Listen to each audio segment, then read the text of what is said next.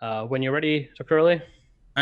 Before I do that, I want to ask you, about the protocol here. I know you said that we can interrupt and so on, but Yes. are we supposed to give the other person a chance to answer or not? Because I would presume that is the case. We should give the other person a fair So yes, chance. this is the case, but there was some contention on the question being asked. Now I can tighten this down if you need to, but it seemed like a pretty fair response to ask for an actual response to the question. Jay is free to interrupt. It didn't seem like it was too uncivil. I can tighten down on it if both of you agree to this, but it's up to you I guys. can move on in my questioning if I want to, because it's my interrogation. This is true. That's the point of reversing the interrogations. Yeah, but if the interrogation is going to be like this, I have the chance now to play by the same rules, but Exactly. But I don't want to play by those rules. I want to ask a question, give the other person a fair chance to answer. If there's something to clarify, I clarify by means of another question. If the other person is taking too long, then yes, that would be a good point to interrupt. But if interruption is just simply such that the other person does not have the chance to answer, which is what I felt was the case when I was trying to answer Jay recently, then to me, It was a very specific question, and you weren't I answering. don't want to do it that way. If that's how it has to be done, then we can end our discussion early, because it's not turning out to be a discussion. It's going to be a quarrel. And the last thing I want to do is quarrel with Christians. I feel that we have many things in common, and we need to understand each other. I know Jay has studied philosophy, and I can learn something by listening to his statements about philosophy. That is his area, his specialty. So I want to learn from Jay, but I also want the opportunity to express my ideas and to give him a fair share to express of time to express his ideas as well. So let's agree on how we're going to proceed, because we have more sessions planned. Well, because we still have the reverse cross-examination and one more round after this. If we can come to an agreement, what I could do is ensure that there is some level of response, but I think that given that there's only 10 minutes given an East Cross This is where the cross-examination, moderator has to step in here if there's a disagreement between us. So yeah, well, that's what I'm calling now. So since we're given about 10 minutes, I think that any response that is probably over 30 seconds to a minute that isn't answering the question, okay, is where I'll start to step in from here on out. The time is short, which is why I allowed the interruption. But if this is how you feel, and we can work from here. So that's what we'll do. Is this agreeable terms? Sure. Yep. All right. Cool. Well, when you went to start your examination, that's when we'll do it. I'm ready. I'll start the time when you are. Jay, in the New Testament, clearly Jesus has a God. So in John's Gospel, he says, "I'm ascending to my Father and your Father, my God and your God." So who is the God of Jesus? the person of the Father. Okay. So does the Father have a God? No. Okay. So in what sense then is Jesus and the Father equal if one has a God and the other one doesn't? By sharing the same nature that the Father communicates to the Son. Okay. Now, Christians, I understand, pray to the Father. Do they also pray to the Son? Yes. Do they also pray to the Holy Spirit? Absolutely. How many Holy Spirits are there? One. Why does the book of Revelation speak of 7 spirits? Because they are energies of God. They are? Energies of God.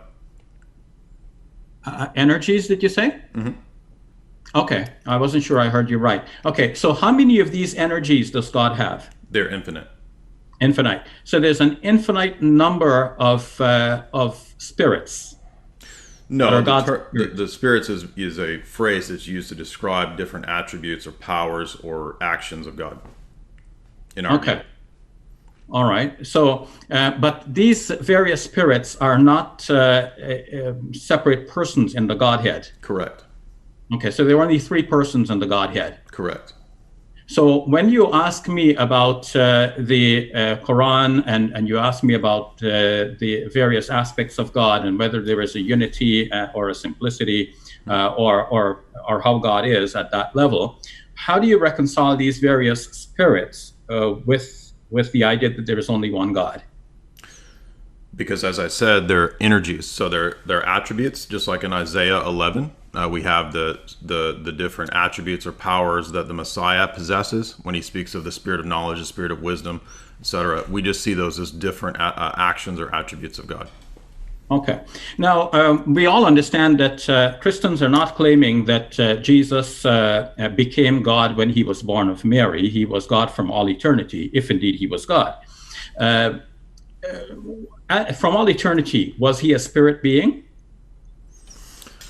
I'm not sure what you mean by spirit being, but he was the second person of the Godhead. He was a divine person from all eternity, yes. So he wasn't flesh. Was Correct. He spirit? If by spirit you mean divine nature, possessing the same nature as the Father, yes. Okay. So if the Father and the Son are distinct, and each one is a spirit, then we must have had two spirits. No, spirit there is representing for us nature, or ousia, or essence. So then there were two natures. No, because we'd make a distinction between nature and person.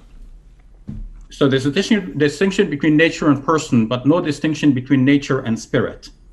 Again, if in that analogy or that explication that you gave, we would understand spirit to represent the ousia or the essence there. Okay, so there were not two spirits, but there was, or were there two spirits? Again, this is equivocation on the sense of the word. This is the word concept fallacy. Okay. So when Jesus talks to the woman at the well, he says God is spirit, right? He's talking about the Father. He's not saying the Father is the Holy Spirit. He's saying that God in his essence or nature is spirit in the sense of being a divine nature that's beyond created reality. How do you know at that point that he was referring to God the Father and he wasn't referring to God the Holy Spirit? Well, it's possible that he could have been, but I think most of the time, most exegetes will make the point that you made, that most of the time Jesus is saying and directing the worship to the person of the Father. Okay. And by the same extension, perhaps the answer is already given, but I'd like to hear it from you. How do you know he didn't mean the Trinity is a spirit? Well, again, if by spirit you mean a representation of the divine nature, then he does. So when he was speaking to the woman at the well, you're saying that when he said God is spirit and you should worship God in spirit and truth, then he was telling the woman you should worship the Trinity because the Trinity is a spirit.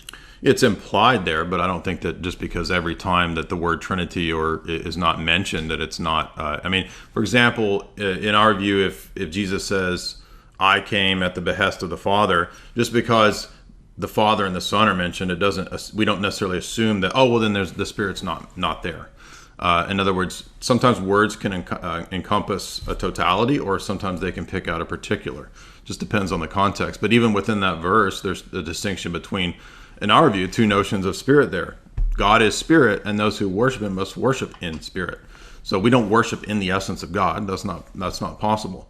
But God himself, in his nature, is spiritual.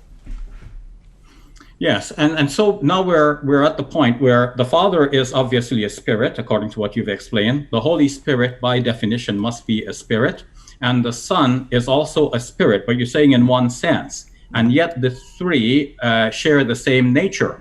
But why call them three spirits if you don't mean that they are three spirits? You said that different connotations of words. Right. I get that. But why is it that they're always designated as a spirit like this? That the Holy Spirit is always a spirit. It's never like, the nature of God is here with us today, or the nature of God is now within the Christians. It's always like the I see what you're saying. Right. So in our theology, what happens is that eventually the explication of the person of the Spirit, right, when we call him the Holy Spirit, that's not identical to saying that God is Spirit. Again, it's two different uses of the term. That's why when this is debated by Basil and the Cappadocians, they explicate that the two different ways that we distinguish Son and Spirit are not on the basis of the term Spirit, but rather on their origin. So the Son is an eternally generated hypostasis of the Father. The Spirit is an eternally proceeding hypostasis from the Father alone. That's Orthodox theology. Yeah. So now, with this in mind, so you should worship God in spirit. I understand from some Christians that they say we worship the Father, but we worship the Father in the Holy Spirit. But that doesn't seem to be your expression, because I asked you, do you worship the Holy Spirit? And you say, I think you said yes. Correct. Okay. Well, no, what I said was that we don't worship in the essence of God. That's not possible. That's why we believe in the essence energy distinction, which in our view means that there are real distinctions in God, not just between Father, Son, and Spirit, but also between the diverse actions, the manifold ad extra operations or activities of God. So in our view, the question that you had asked before is, are there real distinctions? How do you not have the same problems that you're putting on you? We believe that we avoid those problems precisely because we think there is a distinction between God's essence and his operations or energies. And that distinction is predicated on a more fundamental distinction between the Father, the Son, and the Spirit. They don't do different actions. It's all one action and energy by the triad, but it's manifested in different means and modes and ways. Okay, so now, when the Son died on the cross, according to the Gospels, when the Son died on the cross, was that the second person of the Holy Trinity dying, or only the human aspect of this person? Correct. So the second person of the Godhead assumed human nature and willed to undergo death in the human nature. So the severing of the human soul from the human body, in our view, is the thing that Christ willed to undergo. So he did undergo it in his singular divine hypostasis, as he's a divine person. But what he underwent was the severing of his human soul from his human body, and hence the Pauline and patristic teaching of Christ descending in his human soul. He's still, the divine person is still the person to that human soul, into the realm of Hades to preach to the Old Testament saints. So I'm going to be sure I understand you, Jay. Did the human Christ have within him two souls, one human and one divine? We don't believe that God in his divinity has a soul. Soul is a property only of human created nature. God has the divine essence, and he possessed the divine essence, but he underwent no change in terms of his divine essence. He only underwent that death and change in terms of alteration of nature in the humanity that he assumed. Are you? I know you've studied the philosophy, so you can educate me on this. Are you taking the view of dualism, that human beings have a soul that comes into them, or do you have the idea that the soul is somehow the human mind that is connected to the human brain? Our view is that body, mind, soul, and will are all faculties of human nature, and they're all instantiated in the particular human hypostases or persons. So I'm the particular person, Jay. You're the particular person, Shabir. What we share is a common human nature, but we particularize or instantiate that nature in a unique way.